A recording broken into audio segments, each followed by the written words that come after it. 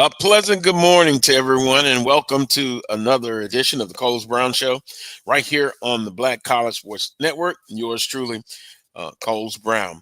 Here's what's trending on today's show: HBCU coaching changes. We've got a few to talk about. Some respectful coaches have called it an end of a career. Also, Southern University football kicks off spring football practice. We may have someone from the staff after practice, but for Southern University, they're kicking off spring practice. Goal is to be successful.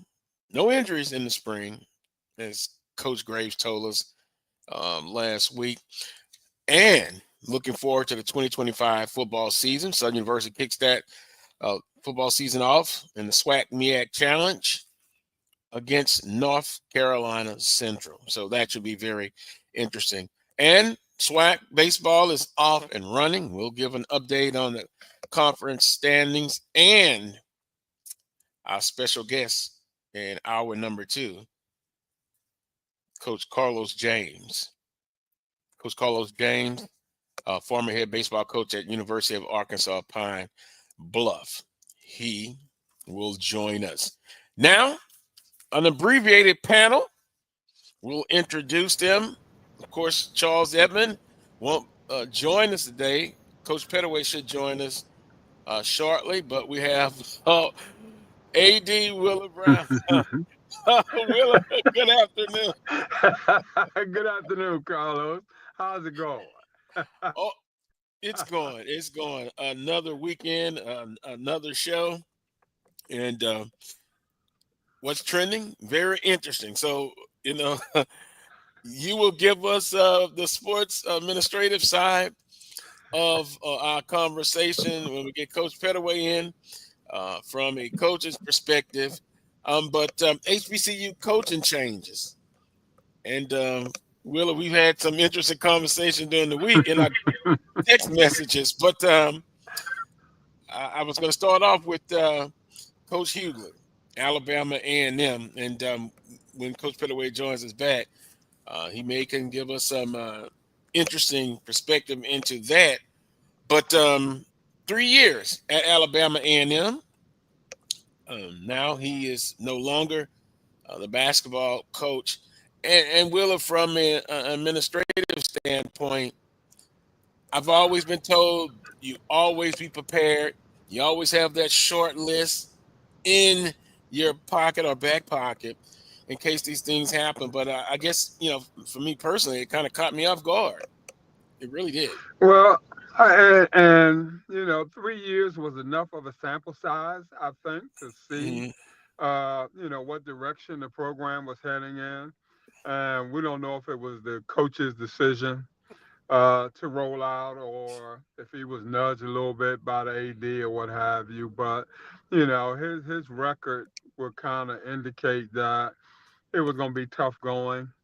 Mhm. And, with all the other changes that are being made over there right now, with a new football coach coming in, that sort of thing, now is as good as time as any to, uh, work on the basketball program.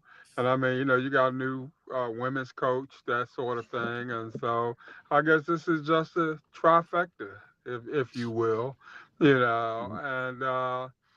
AD will have all of his people in those upper level positions now, and it's time to get it rolling. Not a case of from the outside looking in. No, I don't want to say political, but Coach Pettaway, you joined us, and we were talking about Coach Hughley, now out as a basketball coach at Alabama A&M. What's your perspective on all this, Coach?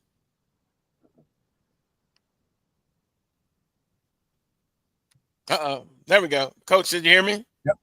Yep. Yeah, I can hear you now, Carlos. What's the question?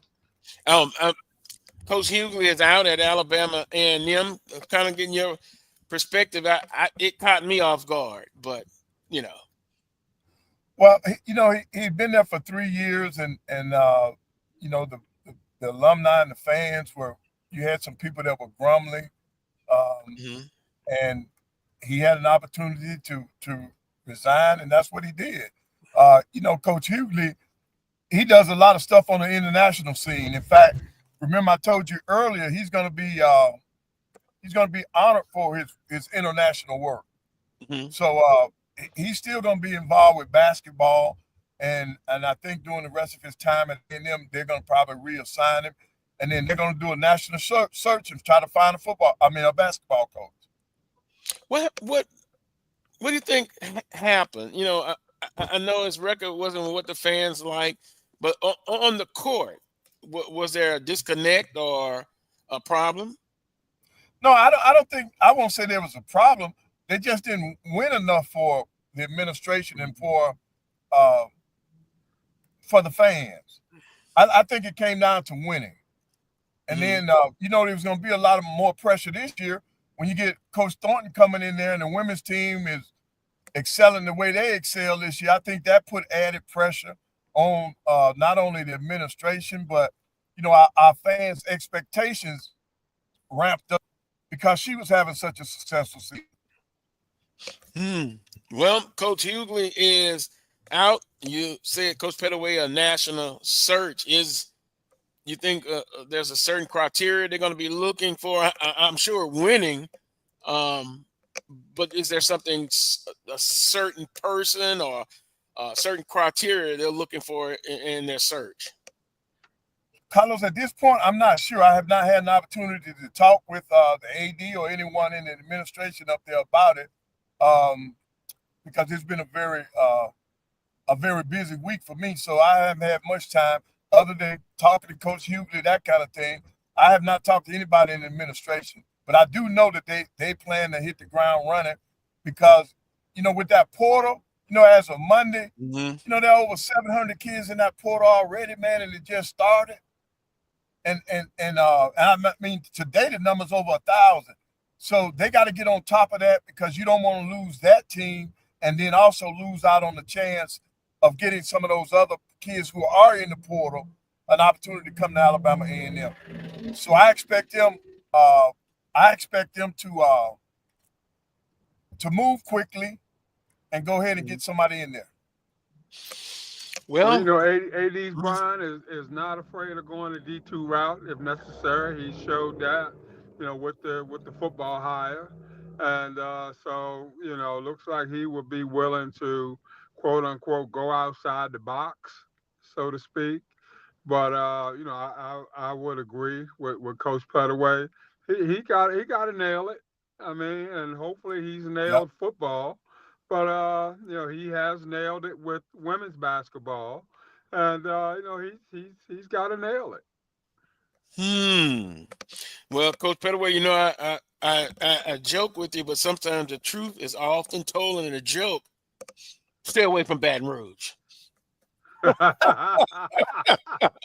Stay away. No, hey, Carlos, no. I don't think you all got to worry about us. You better be worried about them schools in Louisiana, because Coach Johnson is a hot commodity now.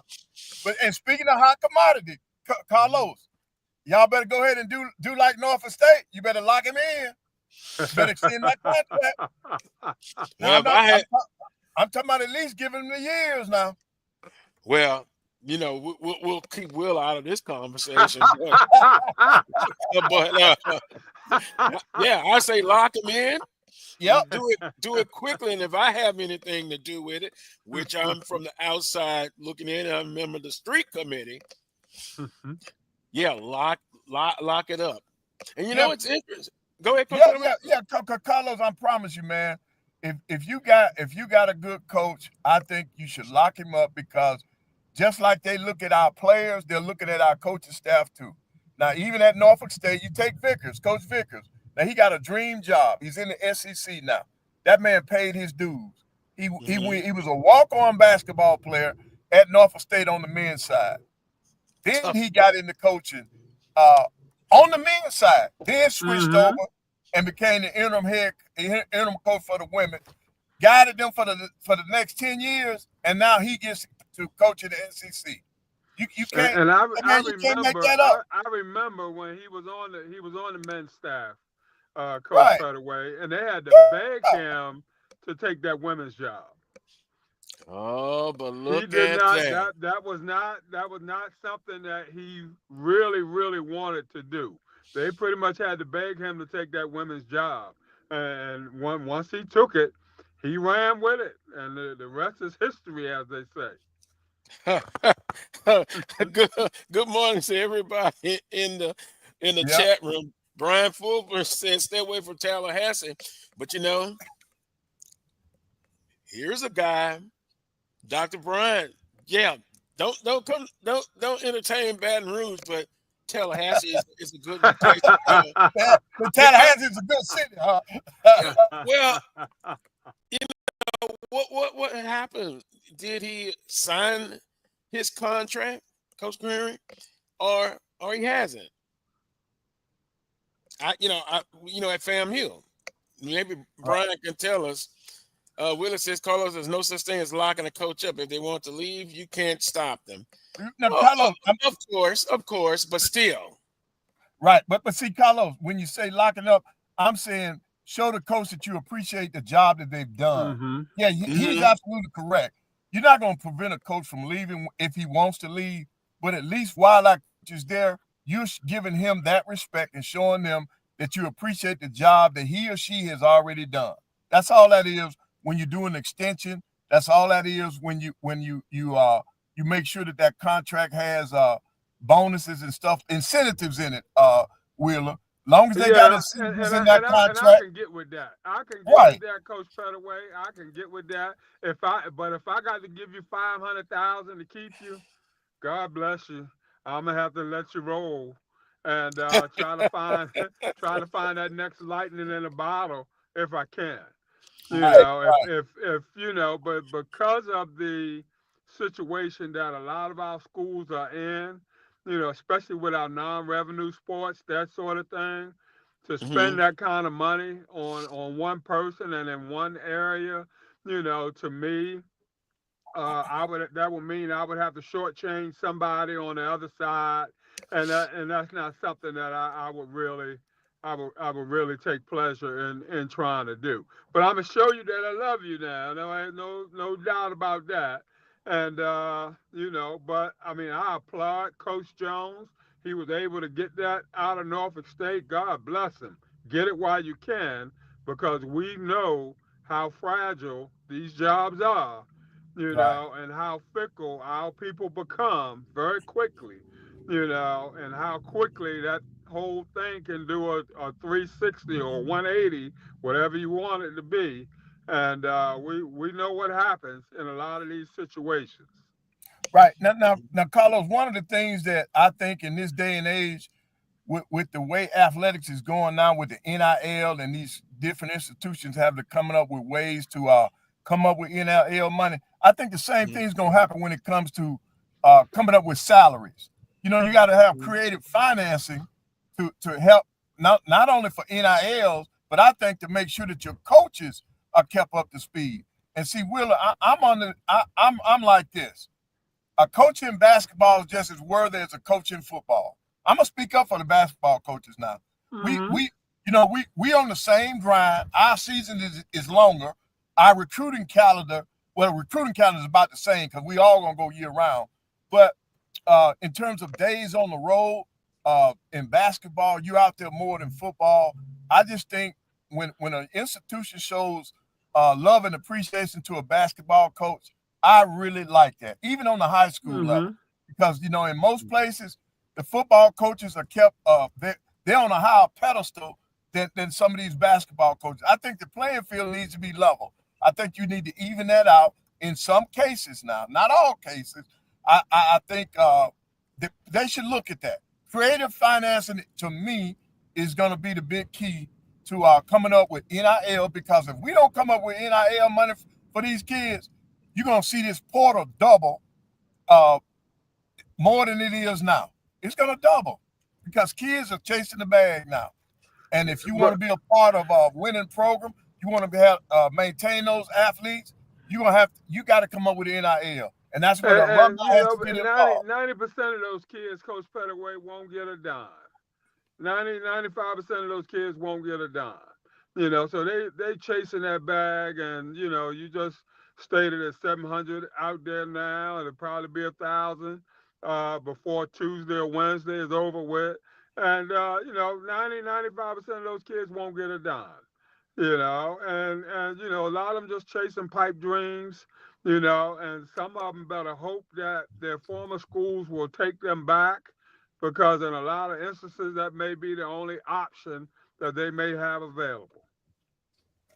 Right. Well, I agree. The statistics show that the percentage, the number percentages of kids who jump in the portal don't end up anywhere. Yeah, that's terrible. That's why I think they got to close this loophole, man. They got to do something about it, because these kids are jumping out there with nowhere to land, and I think that's going to hurt the game. That hurts recruiting.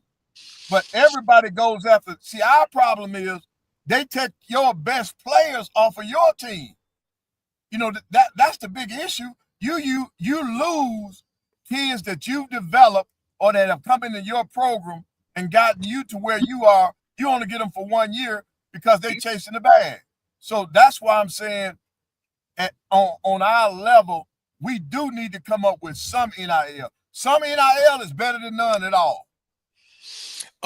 Coach Pettaway, you remember we had AD Banks on, and he was talking about, and you talked a little bit as well, and Wheeler, about NIL, but the cost of attendance. Right. They can't be measured equally, right? One is, well, Yeah. put it this way, which is, no, let me back up. Cost of attendance. That's one thing. How important is that, or as far as helping retain some of student athletes or keeping them? I think that's a part of it, because now cost of attendance is based on your actual location to your institution. So that's why it's not the same. Now, some of the schools that can't afford it, cost of attendance, they give them a form of cost of attendance. In other words, you're not getting your full market value of cost of attendance, but at least you get a stipend. Because I know at Alabama A&M, that's what happened. All the scholarship athletes, they get a stipend. But nobody's full, but thing is,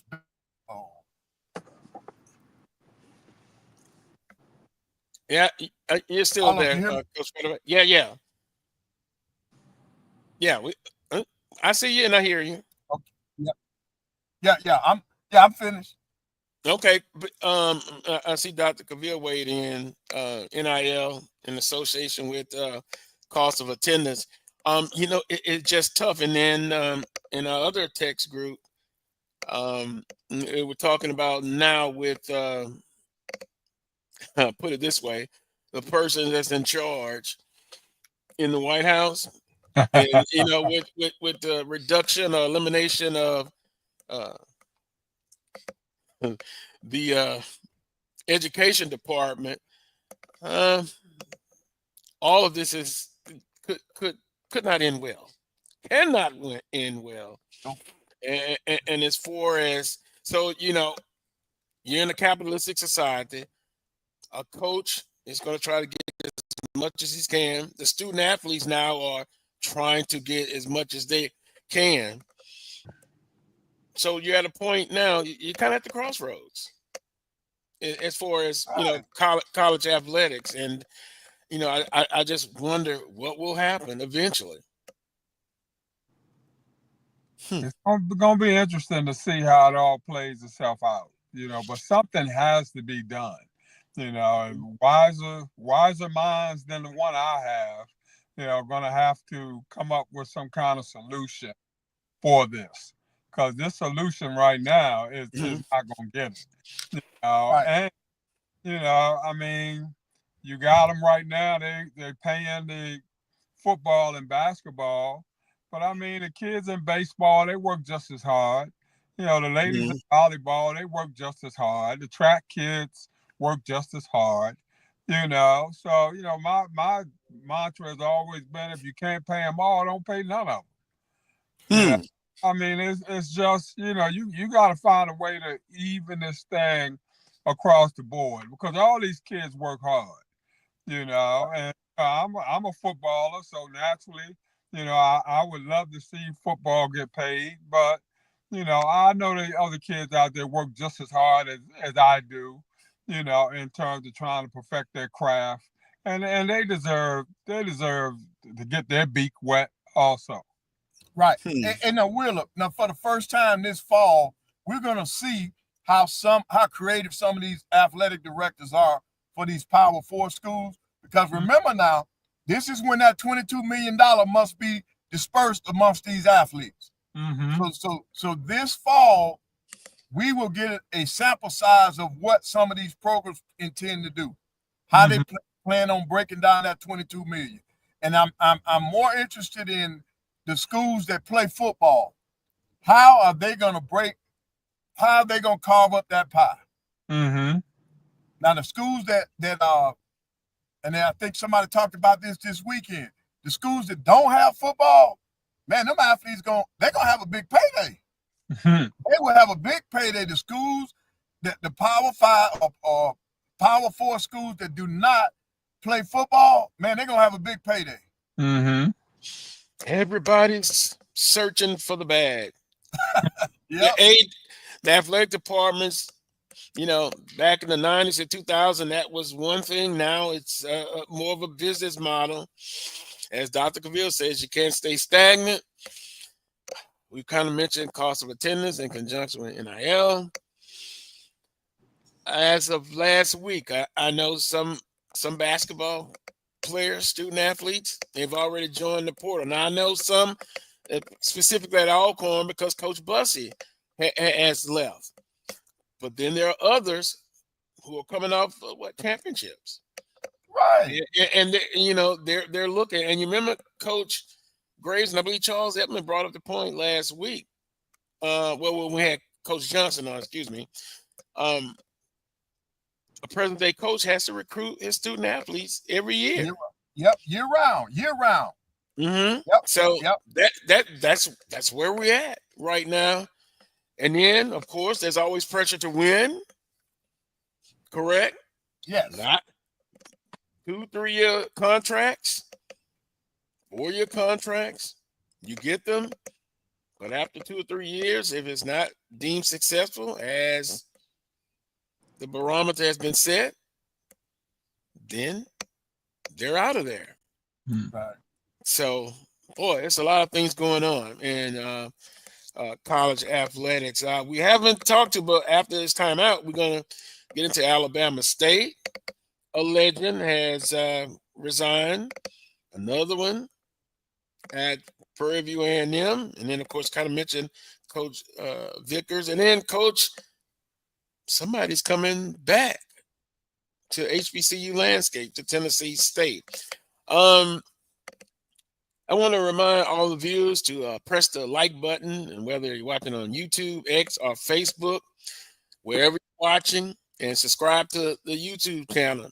Going to even ask you to share and repost with your friends and family. And in the chat room, Coach Pettaway and Wheeler, they're already going at it. I see EA has asked me a question, comment already. We're going to get EA more time, huh? Dr. Care. They all bring in good comments, valid comments. We don't agree all the time. We agree to disagree sometimes, but right. What the discussion is all about. Wouldn't you agree? Yeah.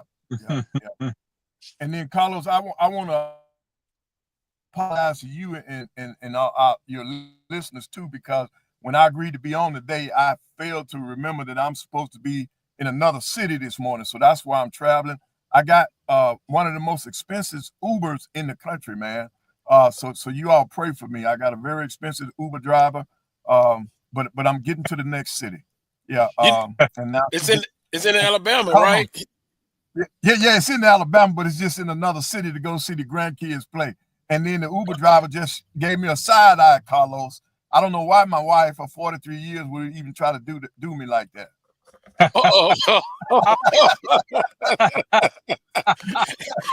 And it's interesting you say that because I am by myself for the weekend. Oh, that's good. Well, I'm looking because wonderful, even though wonderful.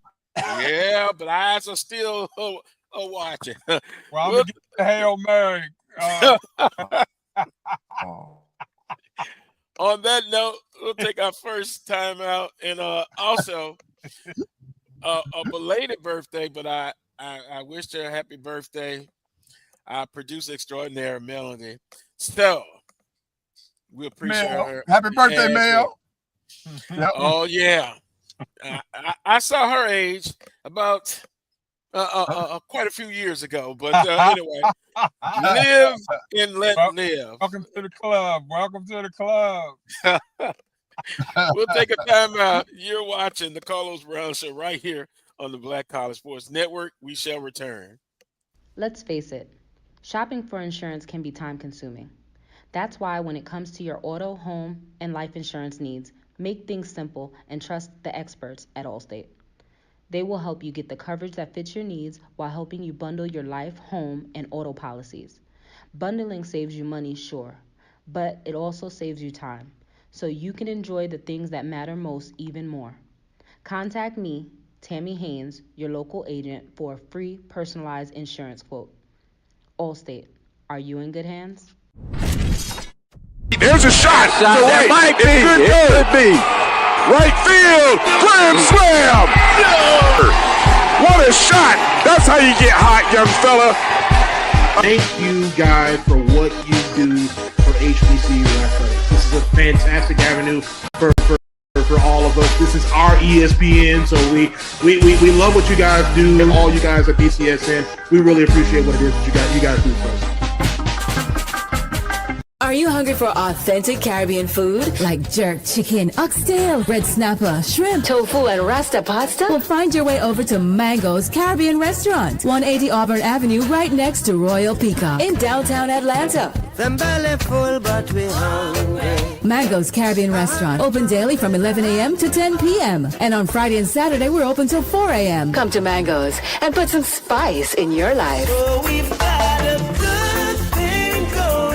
Mango's Caribbean Restaurant, 180 Auburn Avenue, right next to Royal Peacock in downtown Atlanta. For more info or directions, call 404-698-3992 or log on to mangoscaribbeanrestaurant.com. For instant coupons, text MANGOS to 313131. Tell your mama hungry, papa hungry, brother hungry. Mango's Caribbean Restaurant, authentic Caribbean cuisines. Open up the door, tell your mama hungry. The Cuvée Group is a Florida-based marketing and training consulting firm. We help businesses communicate to their target audience and engage them in conversation. We also help to expand their audiences, which will ultimately result in growth for those organizations. In addition to being a certified constant contact specialist, my colleagues and I are also certified in John Maxwell Leadership Principles. We use these proven principles to conduct workshops, training, and private coaching sessions for individuals and companies looking to take things to the next level. Contact us to schedule a free consultation. Issues today, don't delay, call Cuvée.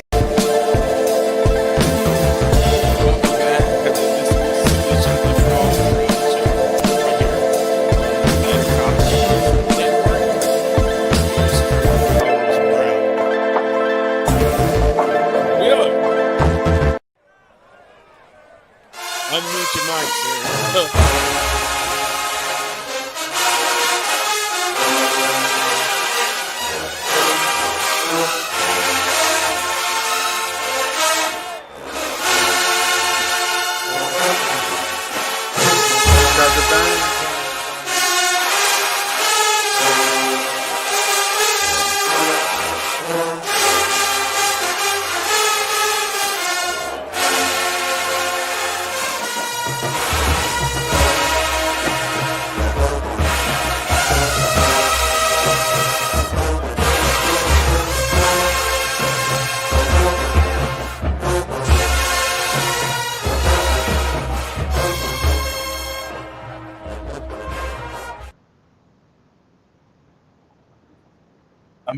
Yep. Yeah, the jukebox playing there, Carlos.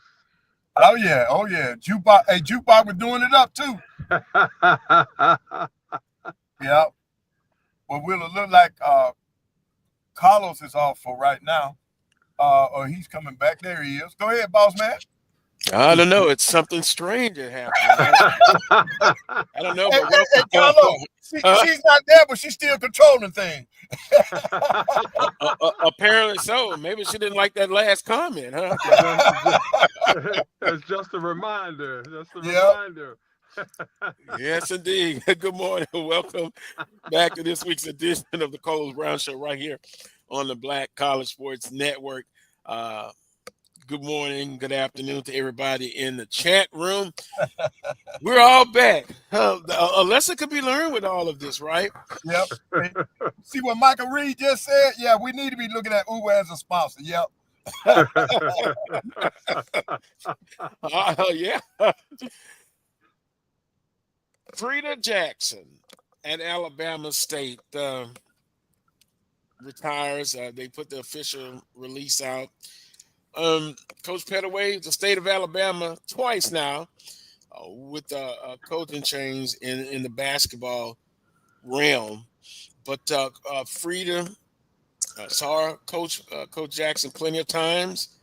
Was always fiery, kind of the female version of you, Coach Pettaway. Now, from what I used to see as far as her demeanor on the court, and she was tough. It was kind of tough sailing the last couple of years, but she gets a chance to go out, I guess, on her own terms. Right. I want to commend her for the career she had at Alabama State. She did it with class. She did it with pride. Coach Jackson has been outstanding for the game of basketball in the SWAC and around the country, and she represented the Alabama State University well. She represented the SWAC well. Not only is she a Hall of Fame coach, she also was a SWAC Hall of Fame player, and she is to be applauded for the career that she had at Alabama A&M on the court and off the court. And great points. And Wheeler, I guess it's part of the coaching perspective. There used to be a saying, in local radio, you're hired to get fired, basically. Yep. You have your good years and not so good years. But now with that being said, it's going to be up to the director of athletics now how they want to reshape the basketball programs, both on the men and the women's side. And we talked about it earlier. She had a great run. Mm-hmm. She had a great run. There's no doubt about that. She had a great run. And while she didn't go out the way that she wanted to go out, don't know if they could have afforded her the time necessary to do so.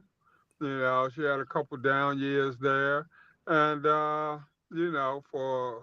in the interest of everybody involved, it was the best avenue for her to take. And so, by her announcing her retirement, it smoothed the edges that could have been rough, had she decided that she wanted to stay on board, that sort of thing. And so, the onus is on Dr. Cable now to, try to find that next Frida Jackson.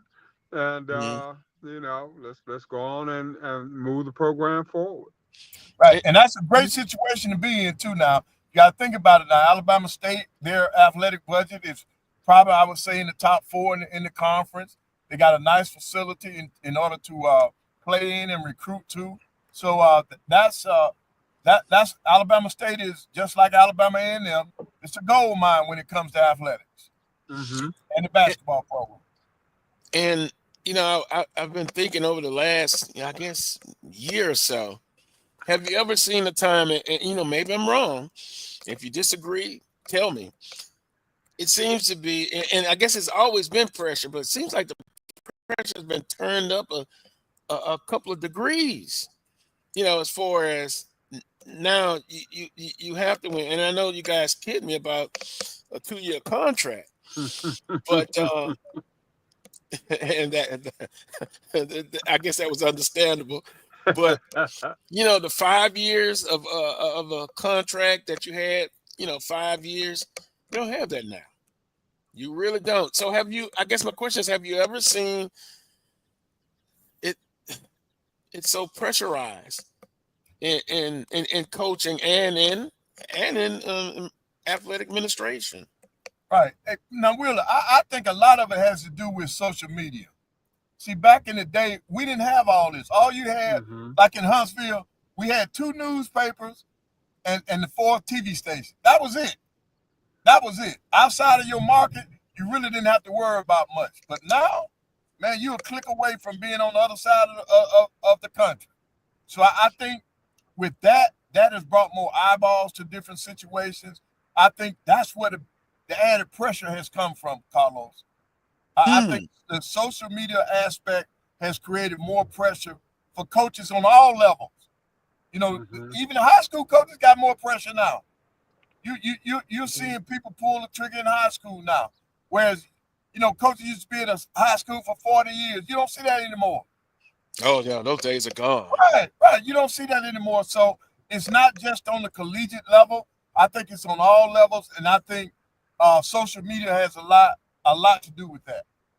And it's a trickle down in terms of your upper level administrator. And when I say upper level administrator, I'm talking about your presidents and your principals and all that sort of thing. They're the ones that are really kind of feeling the heat more so than the ADs. ADs have always felt the heat.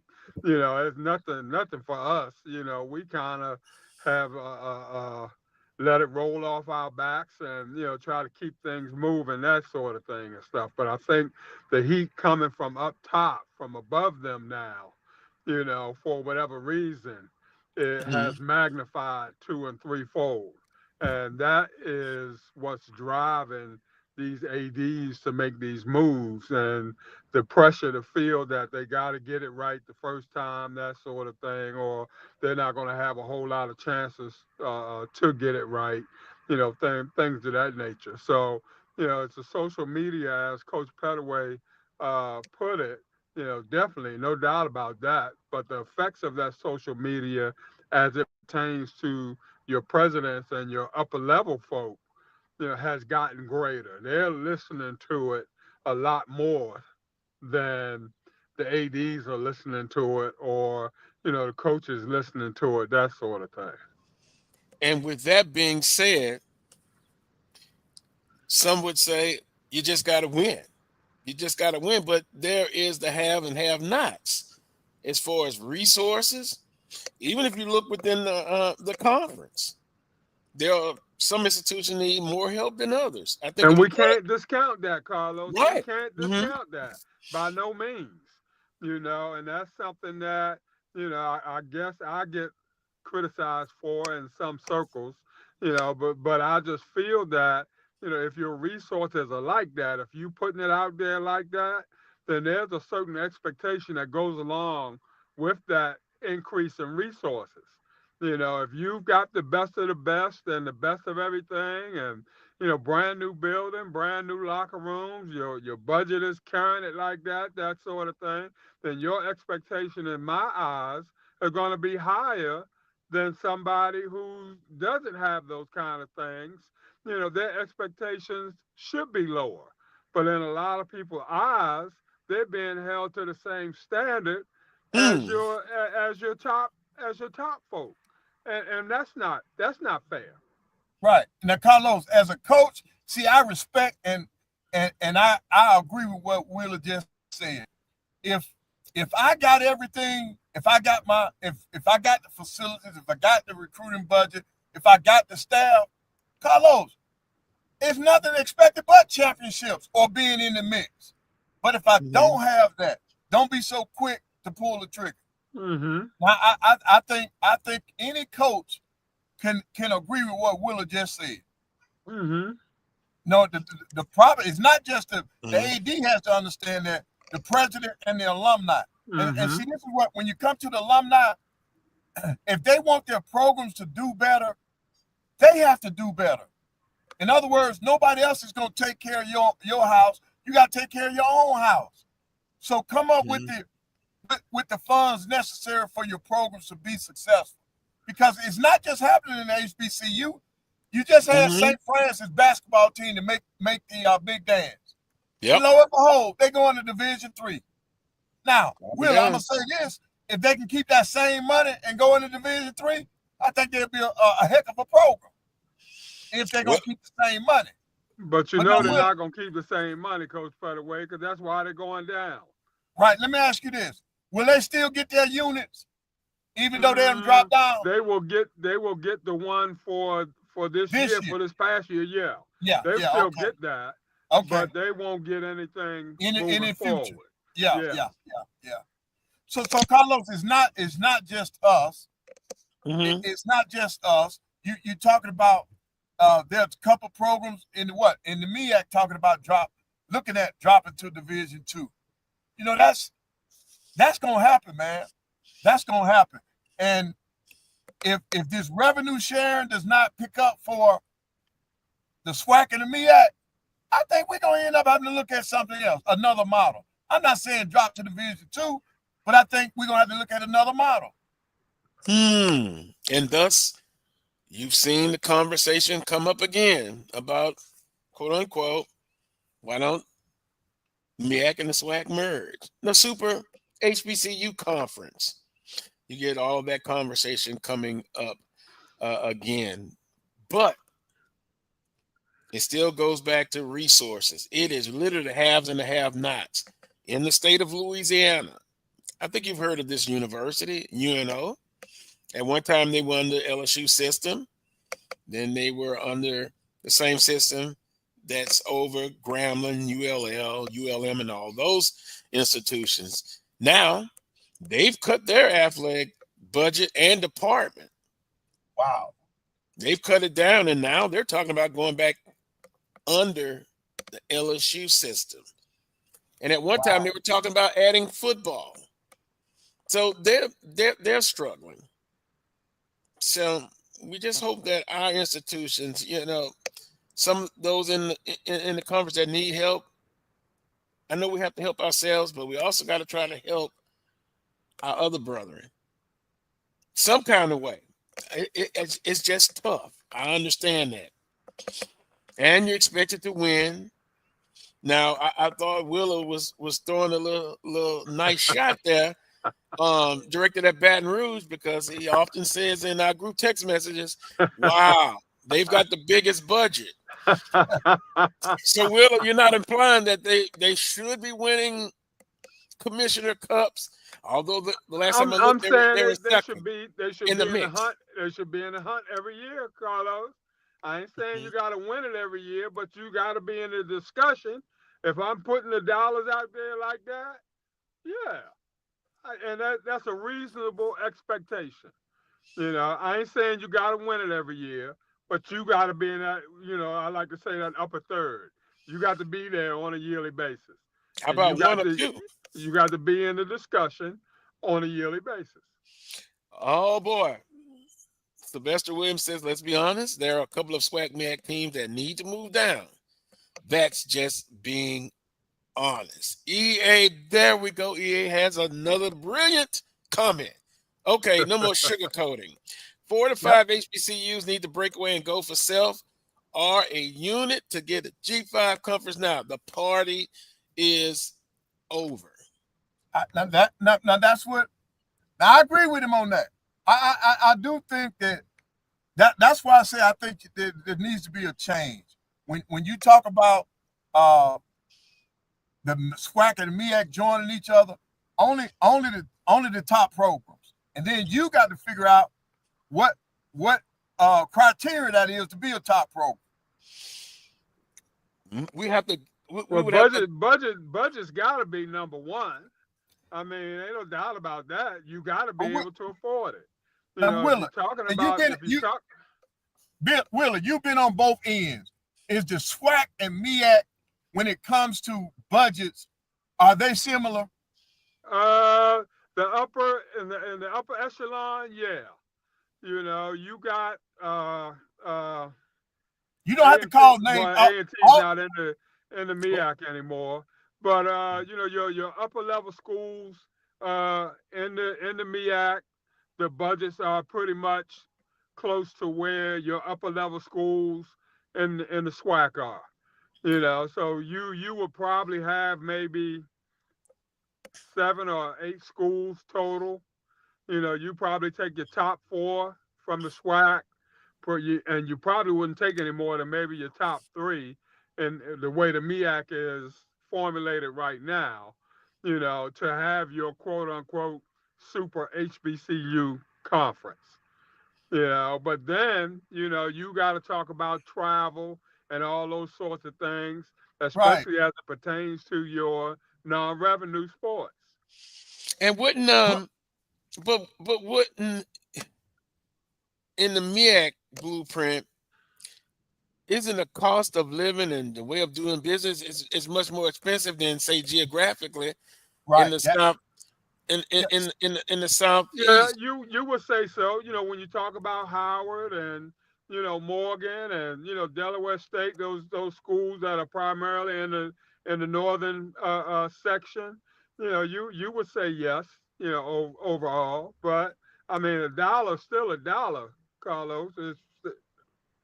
I mean, Well, actually, a it is dollar's what worth it about is. 30 cents. My $12 million budget is not going to turn into 15 because now I'm moving to the SWAC. You know, it's still going to be whatever it is. Now, Wheeler, in the MEAC, are the top budgets in the MEAC? Let's take the top 3 budgets in the MEAC. How would they fit in the SWAC? Would they replace any schools? No, they'd be around probably between 8 and 10 million. You know, and you know, I think like Delaware State maybe around 12. Howard might be around 11 or 12. You know, Norfolk State probably right around 10 or so. You know, that sort of thing. And so, you know, I don't think you have anybody in the 18 million range. You know, I mean, Hampton might be around 14, 15, somewhere around there. They're private, so you know, you never know what they're working with publicly. And you know, and Hampton's not in the MEAC anymore. So, you know, those schools that have moved on into the CAA, you know, like A&T was around 16, I think, maybe 17 million. But you know, outside of that, everybody else is pretty much like 12 and below.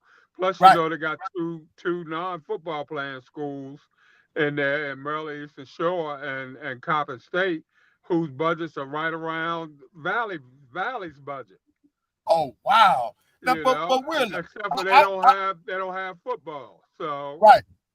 But I would think that Howard's budget would have to be up there because of their location. Because that's a high cost for them. But they're not spending money like that. I mean, they got the largest endowment, you know, in the country and all the sort of everything else that goes along with that, you know. But they're not spending dollars like that in terms of their goal being in the upper echelon from an athletic point of view. I got you. Now, someone asked about the top athletic budgets. Of course, I have to go look it up to just get the exact numbers, but I do remember kind of looking at some reports. Need I say, Willie, you want to take a guess at number one? When the latest thing, but I think someone asked in the chat room the top 3. Southern would have to be number 1. I think they were like 18 million. Alabama State is right there. You know, running closely behind. Now, if you're talking about HBCUs and not necessarily, you know, those in HBCU conferences, I think A&T is around 16 million or so. You know, Hampton is right around 14, maybe 15 million, somewhere in that vicinity. You know, I think Delaware State is around 11, maybe 12 million. And the list goes on and on. I think Central is right around 10, 11, 11 or so, right around in that area. South Carolina State kind of gets a lot done with less, and your larger schools in terms of enrollment, their budgets, you kind of see that their budgets are a lot higher. Those whose enrollments aren't as high, their budgets are a lot lower. And we know that student fees are driving this whole wagon. There's no ifs, ands, and buts about that. And, budgets are always formulated in terms of projections, in terms of student enrollment, and when that enrollment doesn't meet expectations, that budget has to kind of scale itself back, that sort of thing. So, I mean, until we get to the point where 65 to 70% of our budgets aren't coming from student fees, we're gonna be where we are, and I don't see that coming, Coach Pettaway, anytime soon. Right. I think that's why I say, to me, really, it's gonna come down to creative financing. You can't just depend on the student activity fees to fund your athletic program. That's where I think you got to get out and find other ways of coming up with outside resources to help fuel your athletic department. And then until we do that, Will, I think we're gonna be behind the 8 ball. Yeah. Now, but you got to look at, Coach Pettaway, what is it that we have for sale? When we talk about trying to go out there and get those sponsorships, that sort of thing, what is it that we have that belongs specifically to the athletic department? The stadium in and of itself belong to the athletic department? Does it belong to the university? Because if it belongs to the university not going to let you sell naming rights and all that sort of thing, and they don't get a piece of that. You see what I'm saying? Gotcha. You have to figure out as an AD, what is it that you have to sell, and then, find out what the value is of that, and then push those things in terms of selling. Are the locker rooms yours, or do the locker rooms belong to health and phys ed, or belong to a university, that sort of thing? What is it that belongs specifically to the athletic department that athletics can go out and say, I can sell sponsorship for this, I can sell sponsorship for that. Right, and it's got to be multi-year. See, we can't do this. We can't continue doing this one-hit wonder, this one-year stuff.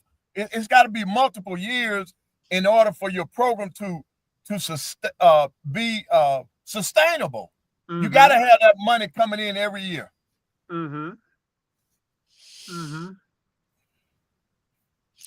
Okay, we're back. Trying to work on some technical issues on my side. I see what Dr. Cavill is saying. Yeah, Dr. Cavill is telling us. I mean, we're saying the same thing. In order for us to survive, we got to look at organization. We got to look at how we can stabilize the conferences that we do have and bring in more revenue. What's the source? You look at the media. How much money can we actually generate coming in from TV contracts? That's not a big figure for HBCU conferences, because we can't live off of what we get for TV rights. The SEC and the Big 12 conferences like that, they can. The Big 10, the SEC and the Big 10, they can live off of their TV rights. We cannot do that in the SWAC and in the MEAC.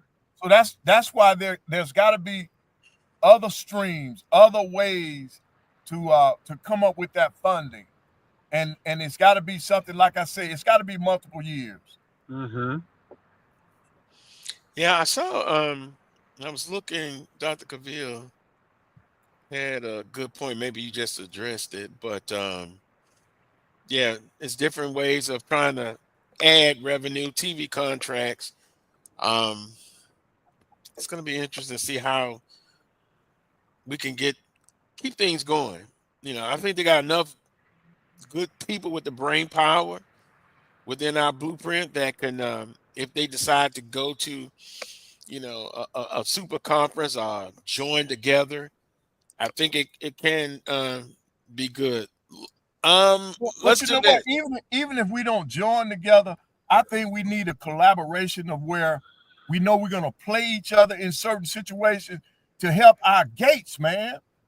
Because some of the MEAC schools, if they play some of the SWAC schools, we're going to draw both ways. See, to me, it's collaboration like that. Even if we don't join as a league, let's be more hospitable to playing each other so that we can have better paydays at our home sites.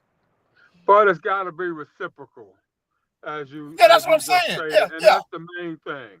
If I take a contract to go play Alabama State, and we sign up to do a home and home, but then the next year you call me and tell me you don't want to play the game. Right.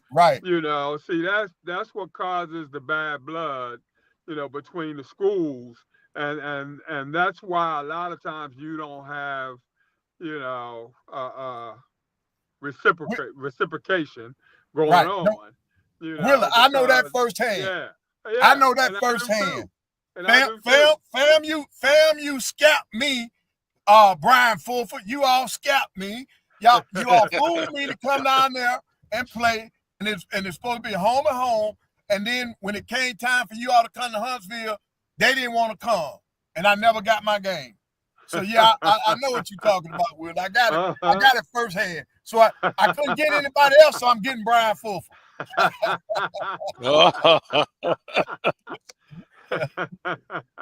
Oh boy, interesting conversation.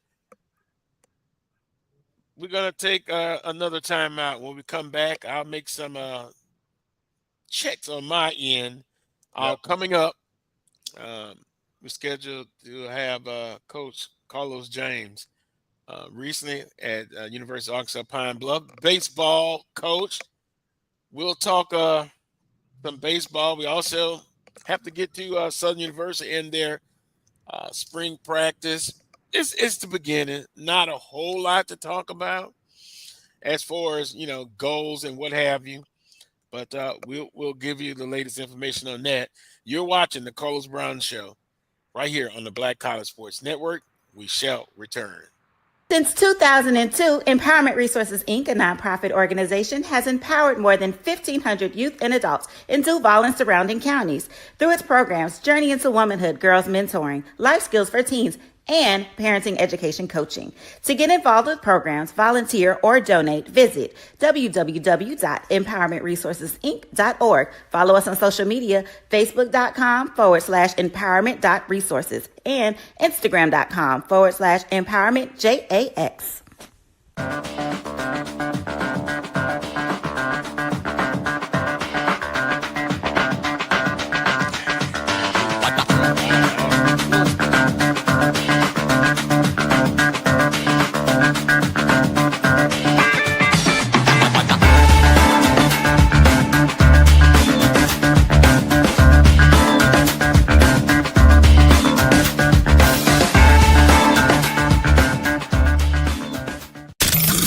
The human voice has always connected audiences with experiences. Major brands all across America have trusted Cover's voice time and time again.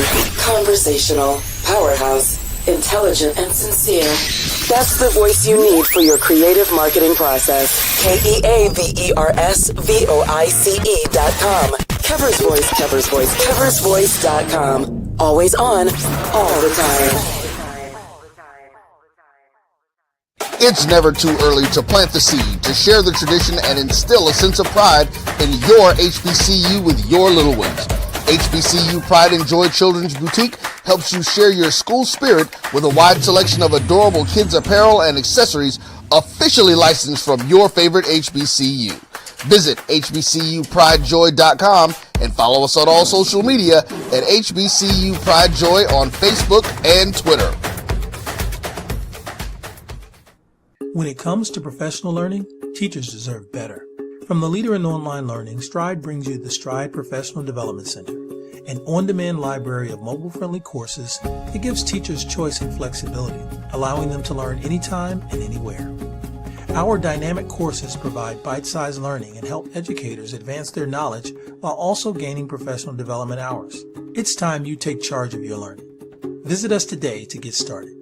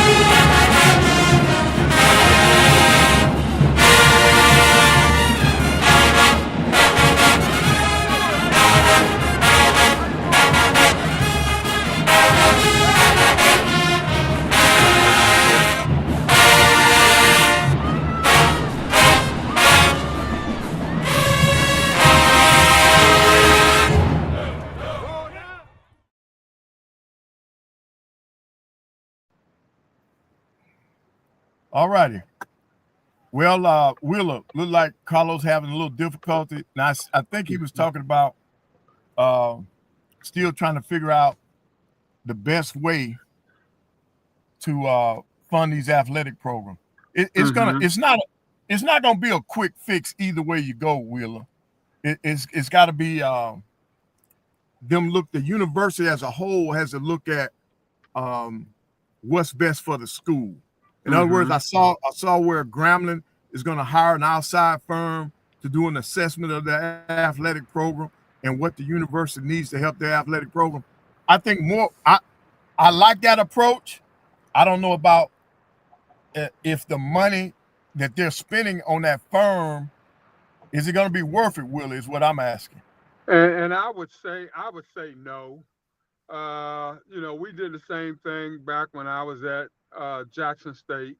The year before I got there, the previous AD had did the same kind of study in terms of an outside entity coming in, that sort of thing. And if you don't have the wherewithal to move on it, it just really validates whatever it is you already have, in your mind, that we really can't afford to be where we are, in terms of trying to do it like everybody else does it, that sort of thing.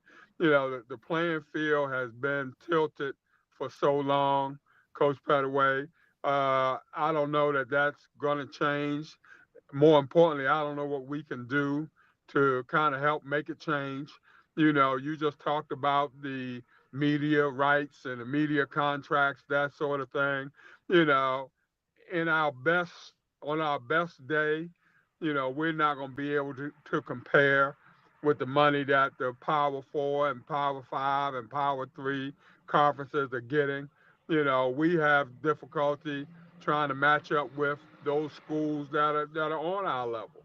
Yep. And then at the end of the day, what about the schools whose enrollments are really, really low, who obviously cannot afford to be on the Division I level, but are still, trying to hang in there because of history, because of, what has transpired in the past, that sort of thing.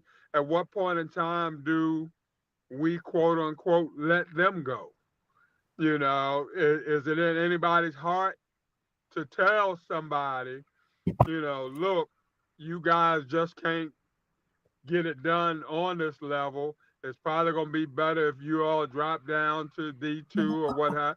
These presidents ain't trying to hear that, Coach Pettaway. You know, That's true. their egos is just as large as the coaches' egos. You know, who are you guys to tell me I don't belong on a D1 level? And I try to get with that. Yep. And I think the money issue has to be everybody looking at it. It can't be just athletics. I think the university. I think more of the boards have to become involved in trying to come up with corporate sponsors to help that situation. Will it cannot mean, to me, it cannot be just left up to the athletic department and the athletic director, because see, most of the ADs are not.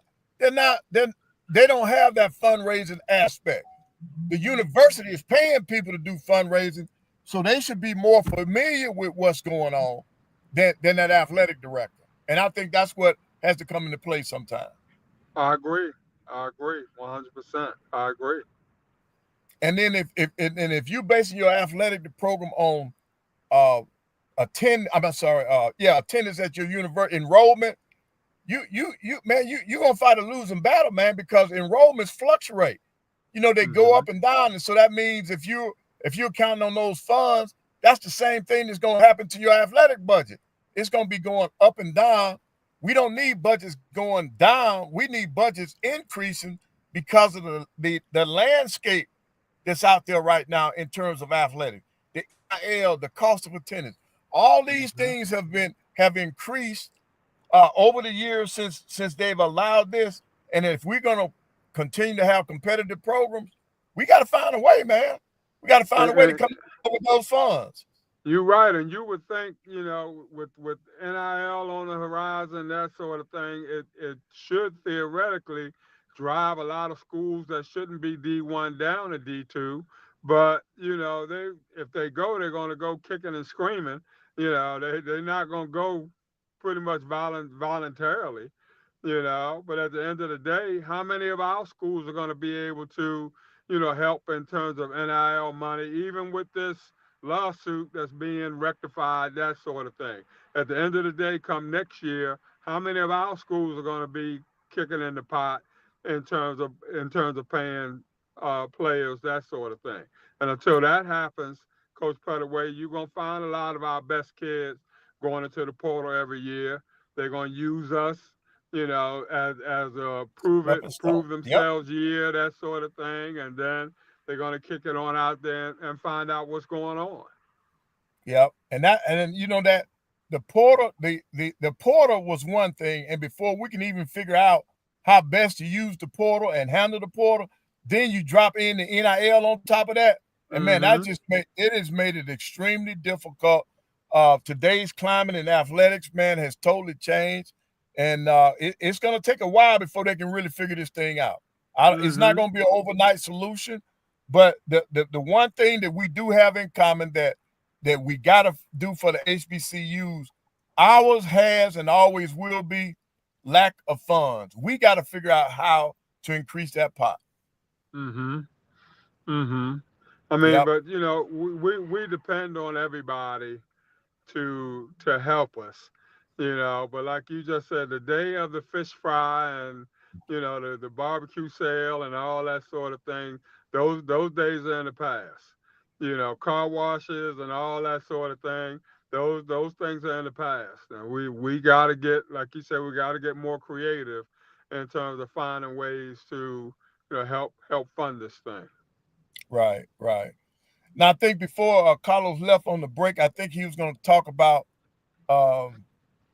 somebody coming back to the HBCU ranks, and we all know who that is. Tennessee State just hired somebody that we're all familiar with. What do you think about that hire? Well, I think it was a good hire. You know, no doubt about that. And you know, he did a great job at Virginia State, and you know, did a great job in the USFL or the World League, wherever he was, you know, professionally. And so it was a good move. I think it was a good move. You know, I still want to see, you know, as I stated last week, guys like Fobbs, who were good coaches, in the SWAC. I'd like to see them resurface. Coach McNair, naturally. I'd like to see, him get another opportunity to get back out there. We don't say McNair now.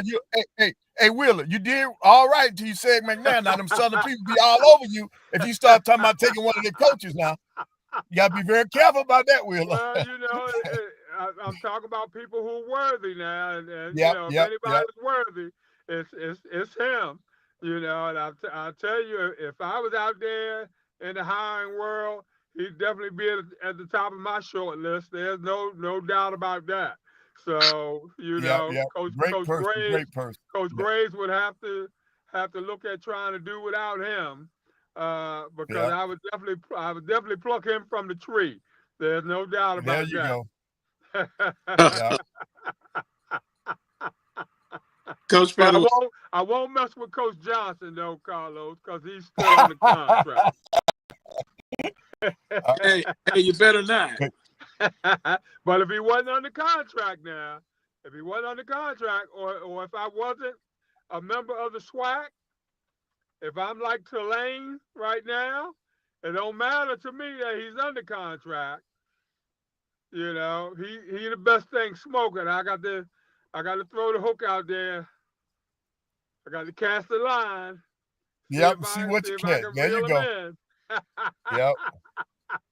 Well, I think basically they need to take care of business. And hypothetically, if it happens, it happens. But you try your best to keep and give him everything that he needs to work with to the best of your ability. Had to make some adjustments, so bear with me. But what I would like to do is take another quick time out. We have Coach Carlos James. He's waiting backstage to talk with us. We'll switch gears and get into some baseball. I'll make another adjustment. And then also, I just heard from someone on the Southern football staff. They can join the show in a little bit. So I appreciate everyone still sticking in with me. I'm making adjustments on the fly, Coach Pettaway. That's what a good people do. That's what a good people do. Yep. That's what we do. Yep. And so with that being said, we'll take a timeout. You're watching the Coles Brown Show right here on the Black College Sports Network. We shall return. It's like a loot machine. All around town, trying to get down.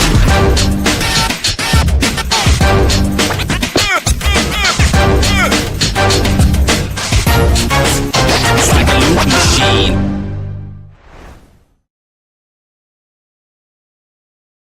You're looking for the latest information on Southern University sports, the Southwestern Athletic Conference, and HBCU athletics. There's only one place to go. Tune in to the Carlos Brown Show, exclusively on the Black College Sports Network. It's never too early to plant the seed, to share the tradition, and instill a sense of pride in your HBCU with your little ones. HBCU Pride and Joy Children's Boutique helps you share your school spirit with a wide selection of adorable kids apparel and accessories officially licensed from your favorite HBCU. Visit hbcupridejoy.com and follow us on all social media at HBCU Pride Joy on Facebook and Twitter. Hey y'all, it's your girl Sonia from She Say Sports. Make sure to check us out every Friday morning at 9 a.m. on Black College Sports Network, YouTube, and Linktree. And please don't forget to subscribe to our YouTube page.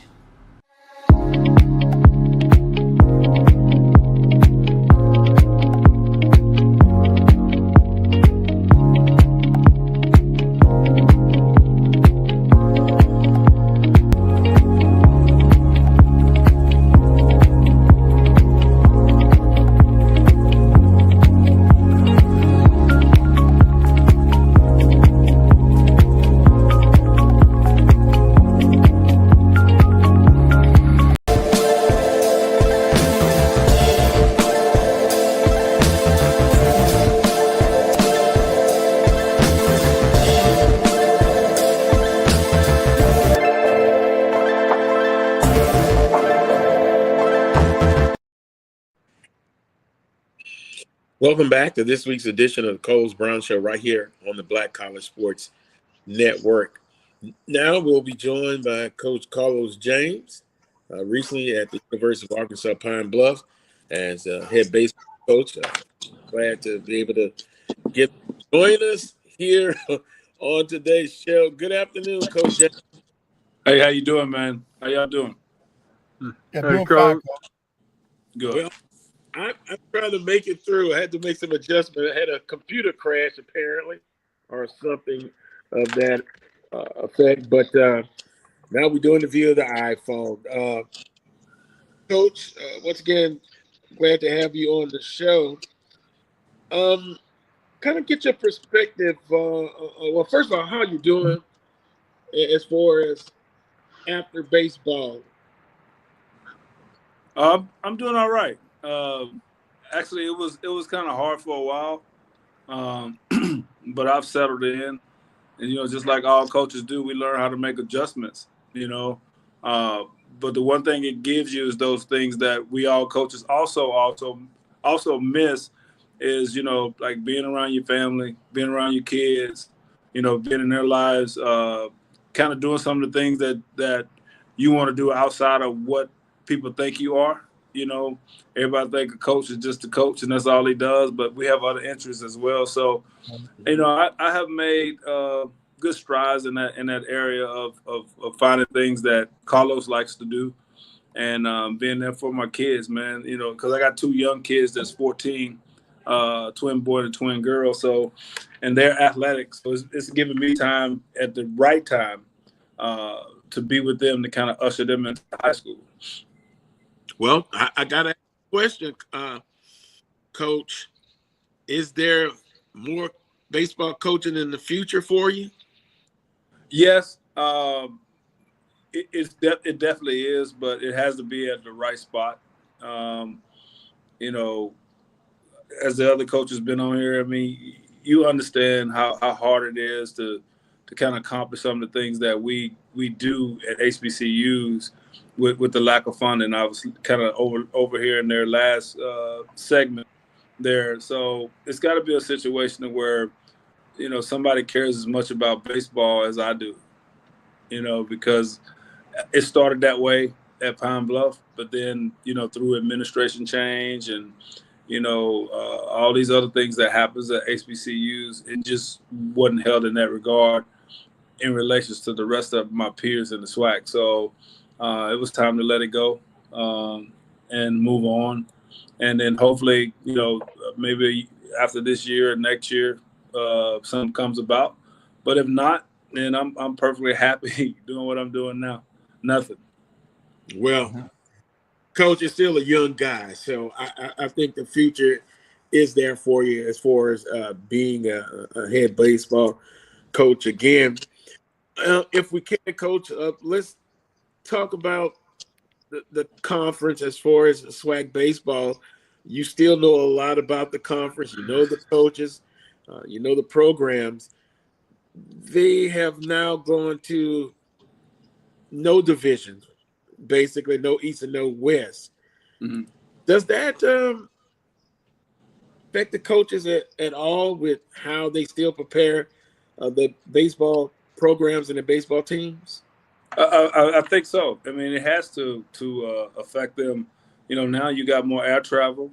That's a new thing for coaches now, especially for baseball coaches, because basketball and football has always done it here lately. But for baseball teams, the air travel is going to be different. I watched Alabama State and Pine Bluff play yesterday here in town, and you could tell, although that they didn't fly, that trip from Montgomery to Pine Bluff made Alabama State lethargic in the first 3 or 4 innings, before they kicked it off. So there's going to be a lot of adjustments there in the travel. And then also, you have to understand, like, you playing everybody now. And the way you attack games are going to be a lot different now because you're only seeing it, most teams once. So that's going to be a different thing for baseball coaches as well, So, and then just the budget, the budgeting, that's huge. I was actually against baseball as a sport playing everybody because of the financials that are involved with the flights, and you taking, your travel party probably going to be 45, 50, and you're not like football, you only stay in 1 day, or 2 days. When baseball, you got 3 games set. So you got to fly out Thursday, get there, you there Friday, Saturday, Sunday, then you got to get transportation while you're there. I don't know how much of a burden does that put on the university's athletic departments in this day and age. Yeah. Well, we kind of had a discussion in the first half of the show, first hour. Some institutions are, better off, financially better off than others. So now everybody plays each other. And so I guess the director of athletics has to put that budget in place, a budget for that, as far as, the travel. But from a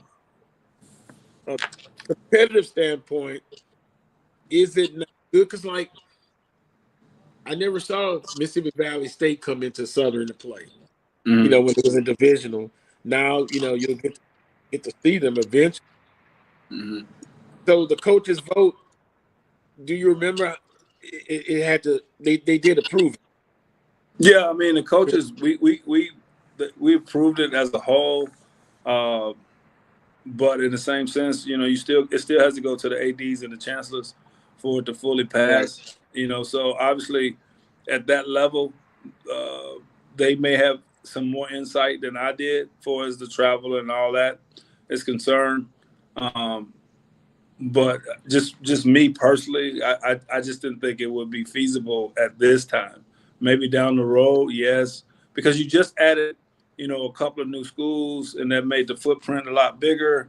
Give it some time to kind of settle with football and basketball before you started that.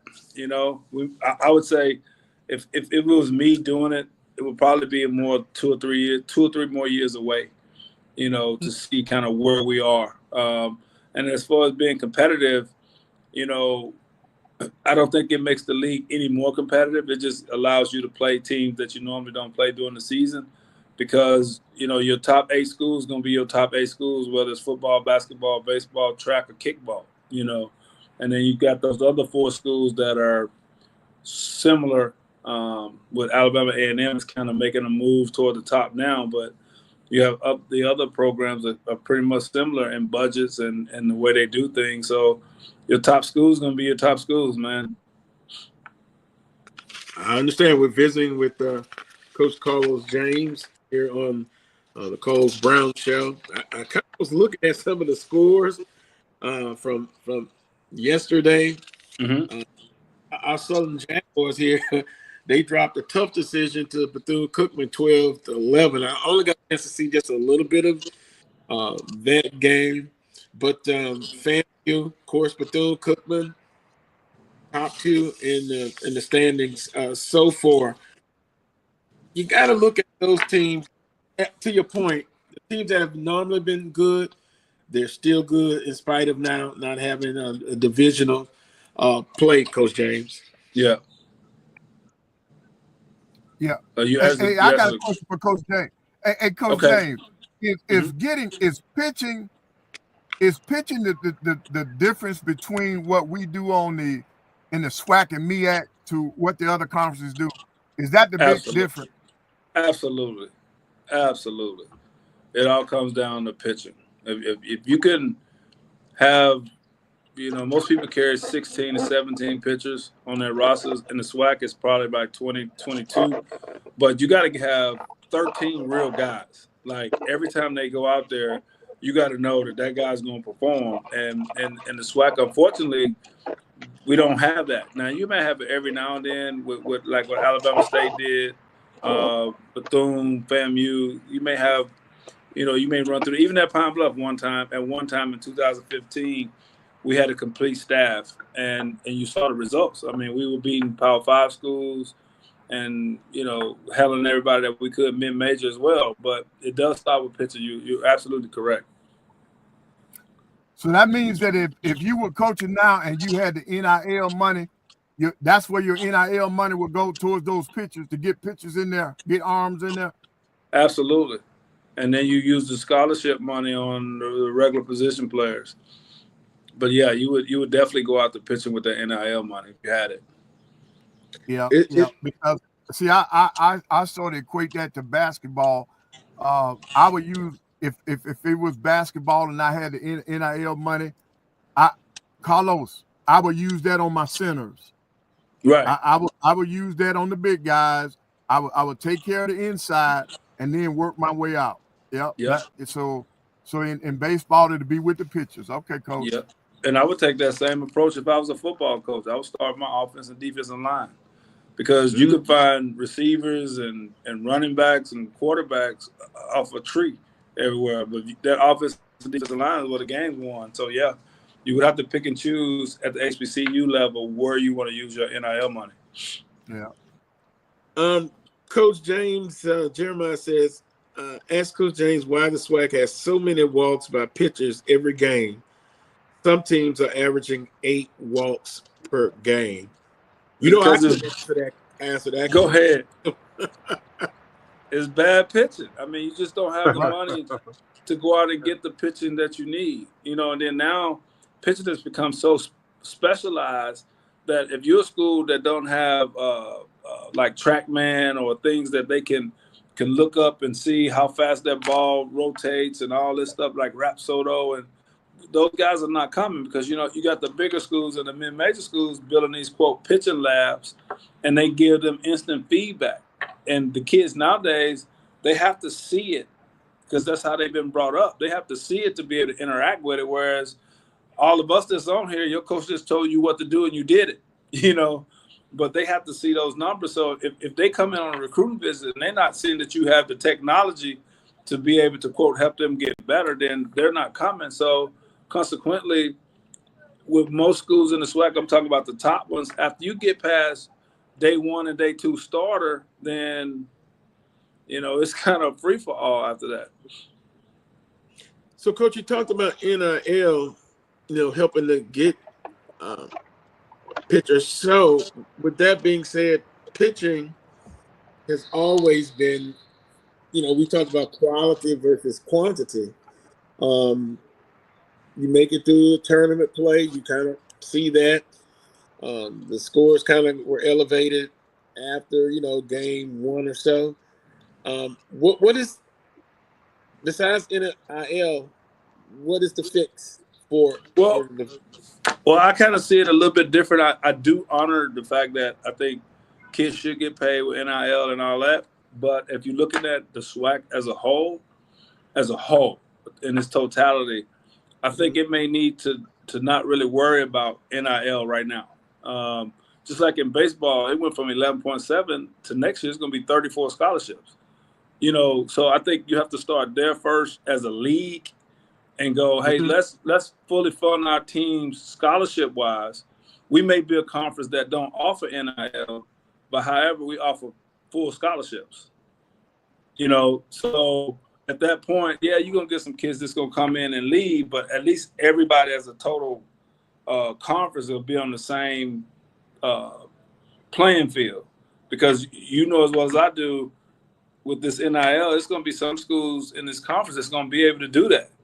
Right. You know, if this was 3 years ago and Dion was still in Jackson State, then everybody would be crying about NIL because, you know, he would be able to bring so much money to Jackson State that nobody else would be able to compete if you was talking about paying players, you know, for their image and likeness. So I would say it's going to have to be a sit down between the presidents, the conference office, and the ADs and say, okay, what do we want to be as a league? And then I would also approach other leagues, SEC, maybe Big 12 that are near to me and say, well, if nothing else, allow us to be a feeder, you know, because it'll help us build our brand. And then if you want that kid back, you could have him, but you got to send me another kid, you know. So it would kind of keep some competitive balance and keep the HBCUs going because the NIL world with no rules, I mean, it's the Wild West now. Yeah. And Coach, believe it or not, that's the way JUCOs used to be. In here in Alabama, if a coach placed a player, gave you a player for your JUCO program, they expected that player to come back to them. Exactly. And that was happening years ago, man. And you're right. That would be a way to help strengthen our program. Now, Carlos and Will, I think I asked this when they first made the announcement about the increase in scholarship. I'm gonna ask it again. How many of the SWAC schools have increased their baseball scholarships? Do we have that info? Well, I don't have that info on me, but I can tell you this year you don't really have to. It's next year when it starts. Just given the landscape of baseball and the other sports in the SWAC, I would assume that those top 8 schools will be schools that are going to probably move up from 11.7 to about 2021, maybe. Not the full 34, which is still going to make the league unbalanced the way it is now. So I'm curious to see how they attack that next year, especially with this travel, because that added that was another reason why now you go back and go, well, we shouldn't have played one league and doing all this travel because we going to need that money in scholarships to be able to compete. Because if not, you're going to only be able to compete in the SWAC and nowhere else. It's going to be hard to tell the presidents at these schools, Coach Pettaway, that we're going to go halfway. Everybody's got to meet at, let's say, 18 in terms of scholarships for baseball. If I'm Southern, I'm just putting your name out there, Carlos. I know you would.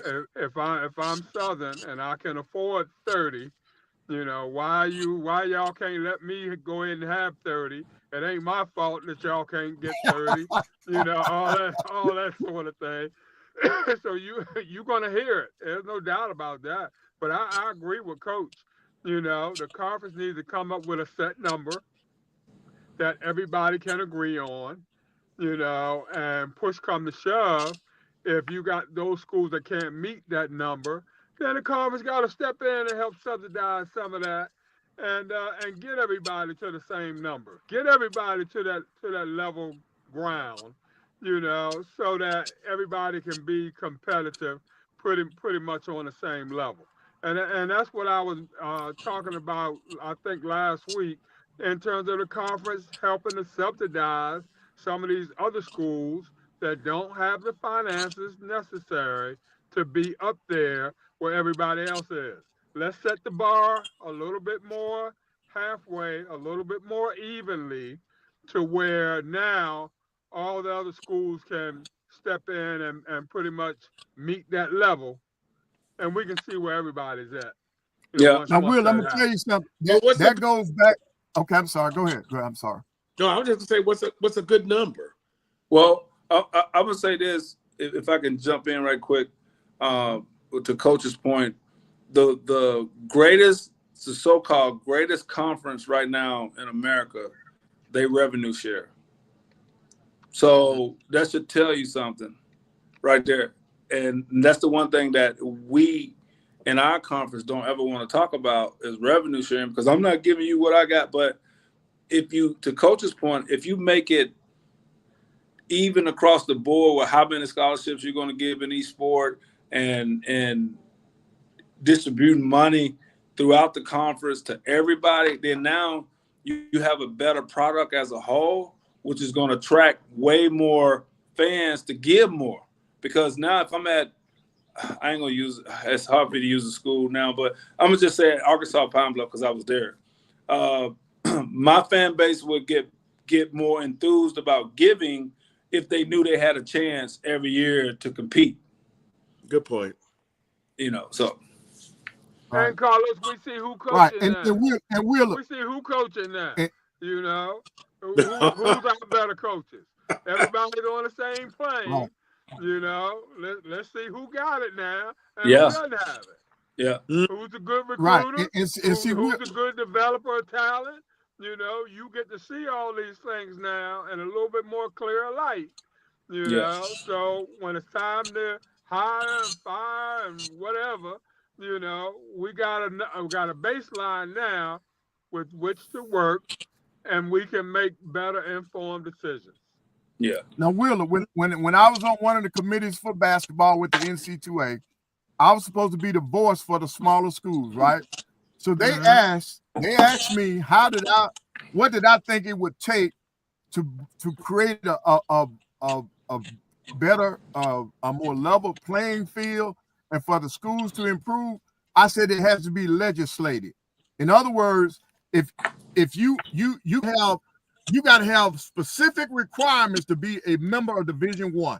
If the SWAC says 18, the NC2A says 24, you need to do 24. They need to legislate it.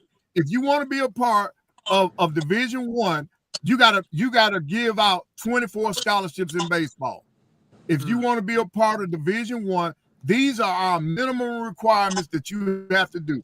And I told them everything has to be legislated, because if you leave it up to the presidents, they're not going to fund money towards athletics, because that's not most cases, that's not their priority. So I think that if they legislate it, there are bare minimums that each school has to meet for each sport. That's the only way I think you can get it done.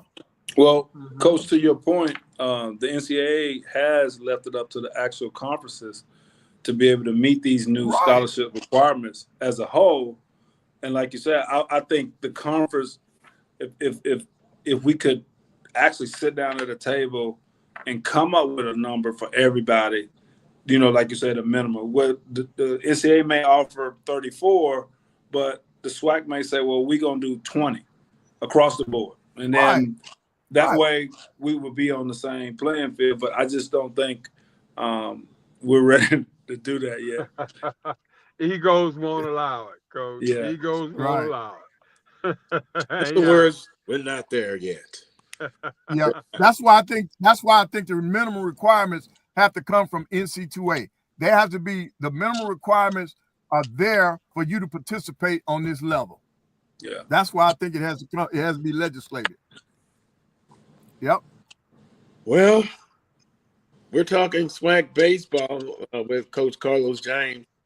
Coach, the tournament, the number of participating teams have stayed the same, but the SWAC baseball tournament has moved to Birmingham. Yes, which is great. Rick Woodfield. Yeah. I think it's awesome.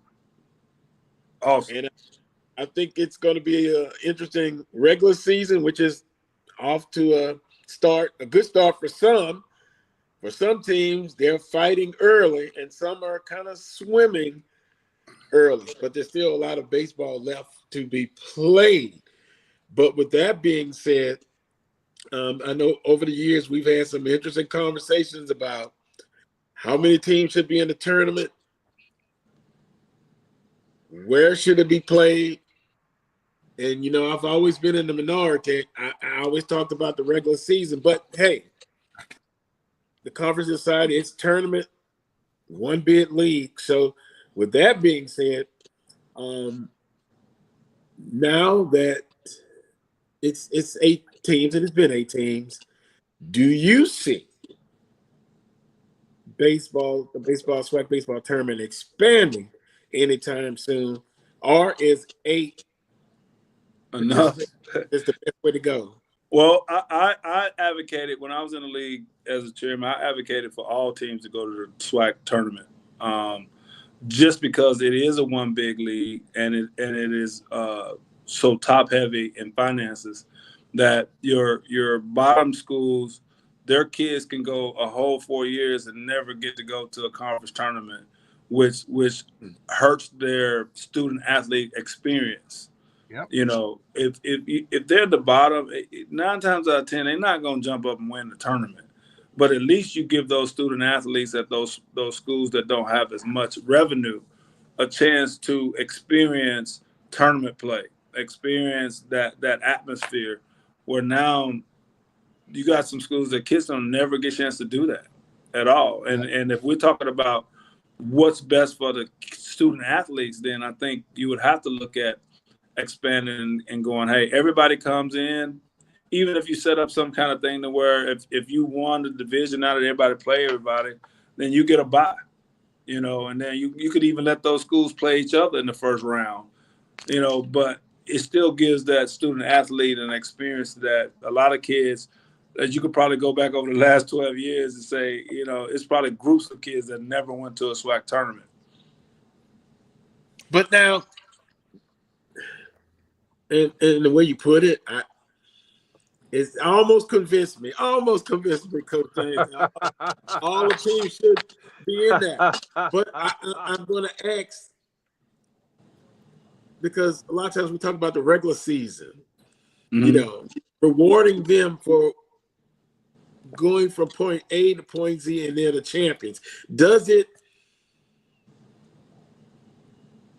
reflect differently on the regular season champions if you let everybody in? No, not at all. Because you got to also understand, again, those teams at the bottom, they don't have the recruiting budgets or the scholarships that the team have in the top. So those kids are giving everything they got. And I don't care how much you talk about doing more or less, or a little engine that could. They're not going to beat those teams. It's just not going to happen. So I think you don't. If I win the whole conference tournament, I get a bye. I think that's good. But I beat up on the 4 schools at the bottom. I done beat them to death. You know what I mean? So am I the true champion if it rolls around the schedule where I get to play those 4 bottom guys and I miss out on some of those guys at the top? Am I really the regular season champion? But at least if I finish first, I get that bye. I get something from the regular season, which is the bye. But right. then when it comes back, you said most of the time, then those bottom 4 are not gonna win statistically. No. But what happens if they just get hot for that week and a miracle happens? You just get burned. You just get burned. It's not going to happen. Because they're not going to have the pitching. Like after day 1, they're done. And that's why you let them play each other in the opening rounds so they can all throw their little best pitcher and be done with it. Even if they had they say their best pitcher for those teams that are at the top, they still not going to beat them because they don't have a deep enough bullpen. It's just not going to happen. And every now and then, you may get struck by lightning walking down the street, holding a can of beer, but how many years that's going to happen? Yeah. I still haven't come all the way over. You were very convincing. You're very convincing. We're not in that era no more where you're getting the best black kids coming to HBCUs now. They're going to other schools because of NIL. So the kids that are playing, and no disrespect to them, and I got in trouble for this last year, and the coaches on this panel knows, it's not about the X's and O's, it's about the Jimmys and the Joes. And if you ain't got no Jimmys and Joes, I don't care what your X's and O's are. I don't care what your president or your AD give you that pump-up speak, like, hey, let's go in here and win this thing. You're going to get killed. Yep. Point blank. Absolutely. I remember the time when we talked, even with Coach Kadar. You remember him, Coach James, right? That's my guy. Yeah. Oh, he told me he got so much grief that he talked about the top team in the run-up in the best 2 out of 3. I remember when it was 6 teams in the tournament. But to your point, Coach James, those days are gone. Yeah. Those days are gone. I loved them so. But you got to think about during that time when he was saying that the black baseball player wasn't recruited by the Power 5 or the mid-major. So if you were at a Valley or Pine Bluff, you may just have black kids in your area decide to come play at your school because those other schools didn't want them no way. So, you're going to probably be able to fill a team with nothing because Pell Grant at the time was only $6,000 and they paid for all your school. But now those days are gone. Economics won't allow you to win anymore off of just guts and glory. It don't happen. Yeah. Oh, boy. And then, Southern will be all right, man. Yep. Southern will be okay. They always have. They always will. Just like the conversation we had in this state. I know all you guys state, your major school played your HBCUs. Well, in Arkansas, it just happened. And the question was posed to me is like, what happens if y'all beat them? I was like, nothing, because it ain't like a kid going to the University of Arkansas to come to Arkansas Pine Bluff. Hell, if they offered me a job, I would leave too. Yeah. You know, so, you know, it's not going to change anything. Southern's going to be Southern. Jackson's going to be Jackson. And right now, like Alabama State, Bethune, FAMU in baseball, they're going to be who they are. Jackson State, Prairie View now because they're getting the funding. But those schools they're going to beat those bottom schools anyway. Well, Carlos, leave Crenshaw alone, Carlos. Oh, well, wait a minute, Will. Now, Crenshaw, my dog. Now, we ain't gonna talk about Crenshaw. That's my dog. Coach Pettaway, I didn't say anything. I know. Coach Crenshaw, and I did say it's still early, but now I look at them where they at in the standings. Did I say it's still early? Oh yeah. Southern Jackson, I'm struggling a bit. Yeah, it's like just he's on the Carlos Brown contract. No.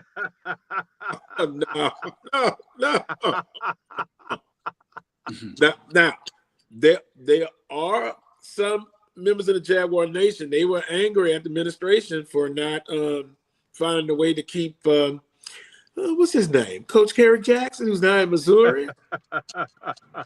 Yeah, but you got to understand that was a plan there, and it was way bigger than Southern or HBCUs. And he's got to where the plan wanted him to get to. So you weren't going to keep him. I don't care what you did. Mm-hmm. Well, but you know. Interesting point. Well, you said Southern will be all right. Wheeler is just trying to start. That's what he's doing because it's still early in the season, and we'll look and see where Southern's at in a few weeks. Because you know the conference season, Coach James, right? It goes fast. Yeah, it really does. But Southern's going to be fine because they'll start doing Southern things here in a minute, especially as it warms up. And they'll make the tournament, and then they'll have a chance to win it, just like the other 8 teams that's going to be in there. Well, Coach James makes me feel a little better there. How about that, Wheeler? Yeah. Visit with Coach Carlos James. Once again, I apologize. I don't know what happened to my laptop, so I'm making an adjustment here on the phone. So. Please don't be too tough on me. With that being said, Coach James, we've talked about one bid lead. We've talked about pitching. We've talked about the tournament and moving to Birmingham. Some of the resources, how baseball. And, you know, we've always talked about it on the show. Baseball is the sport that we always said would be could be successful, you know, because it's a one bid league. You still feel that way? Yes. 2025? Yes. It's going to take one smart president or AD that decides that they're going to make baseball their focal point at their school, and that team, which could have been Southern, by the way, when they had Carrick, that team could probably be ranked in the top 25 every year and play for a national title. Wow. But it's going to take somebody going, hey, do I want to build a national brand or do I want to have a SWAC brand? Yeah. Because we just don't have the money to do both. Right. Because, you know, like in basketball, we talked about some HBCUs in the past, you know, getting to that mid-major step.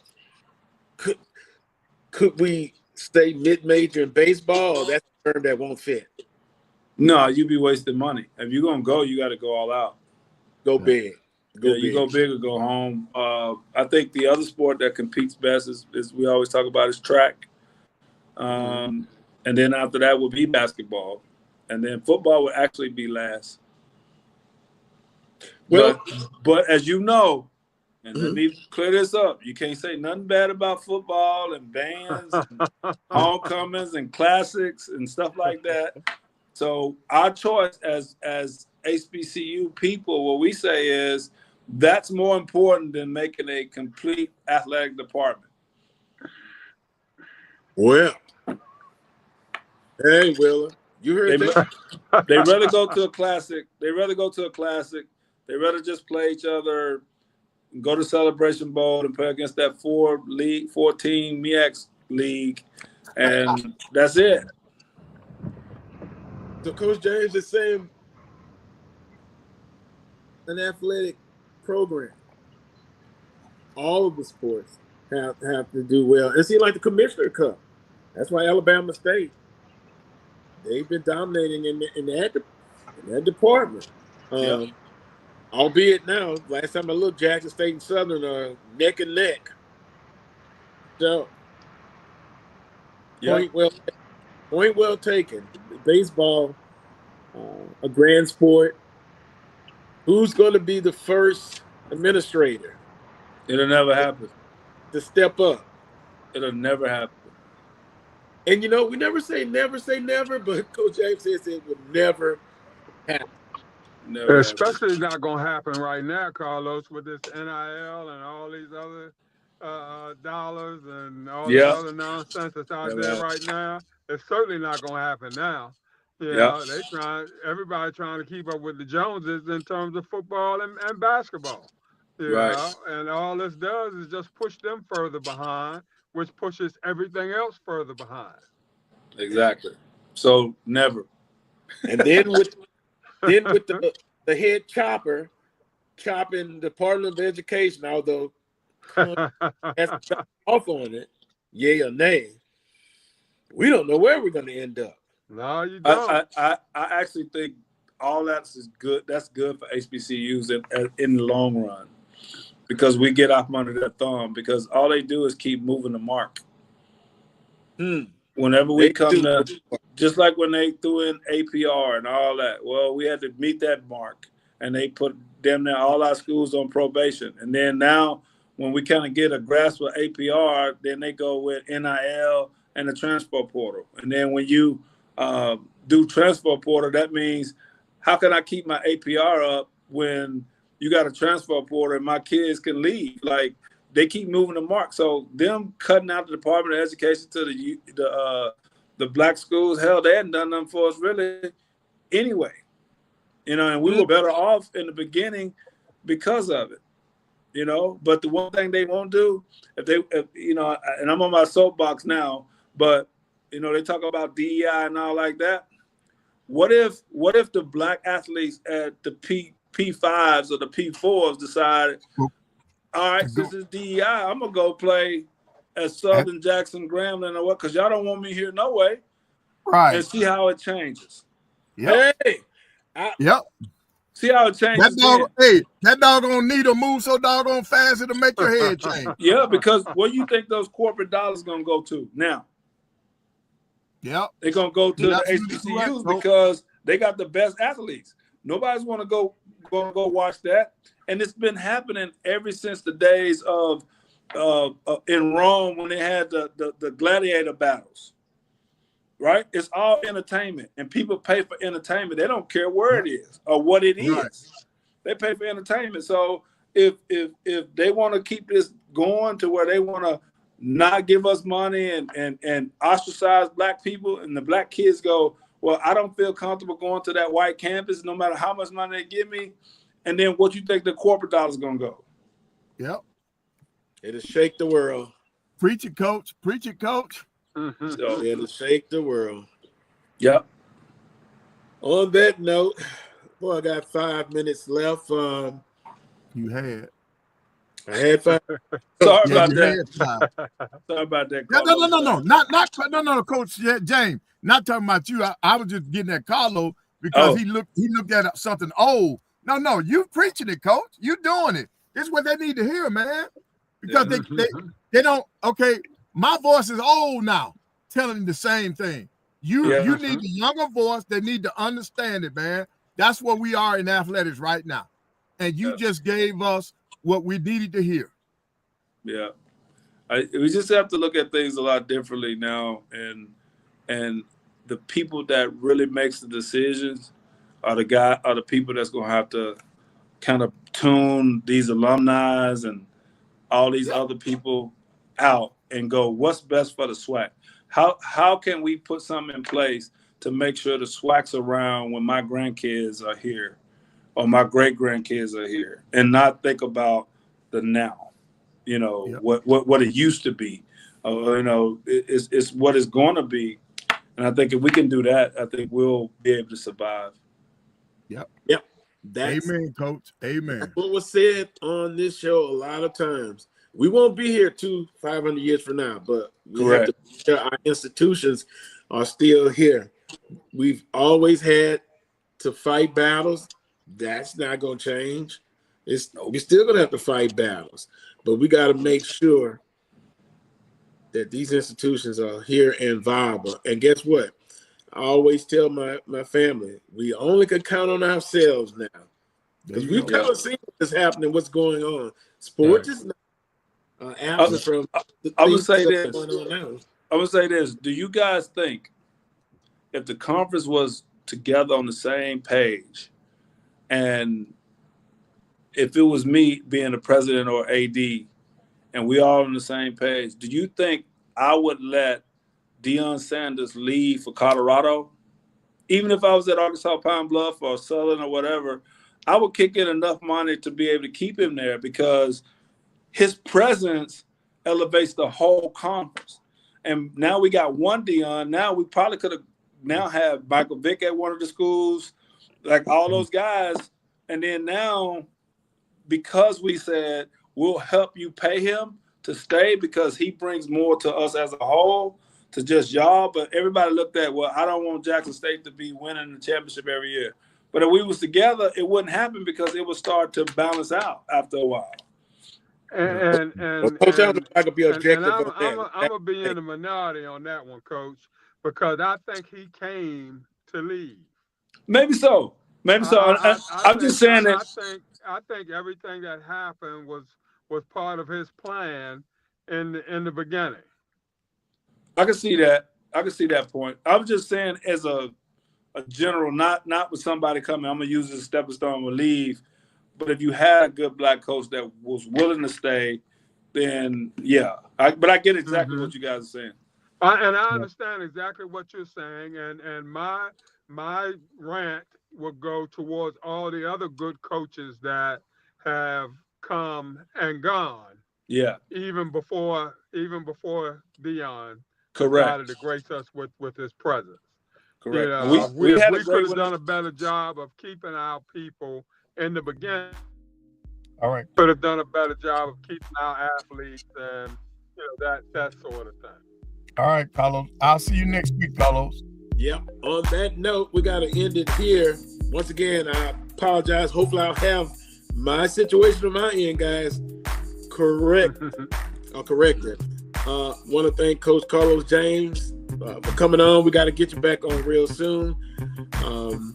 Everybody in the chat room, continue to be blessed. And also our producer, Melody, appreciate the time. Until next Saturday at 11 a.m. for another edition of the Carlos Brown Show, right here Charles. on the Black Charles. Network. For Charles. Oh, yeah, for Charles. Until next time, peace and God bless.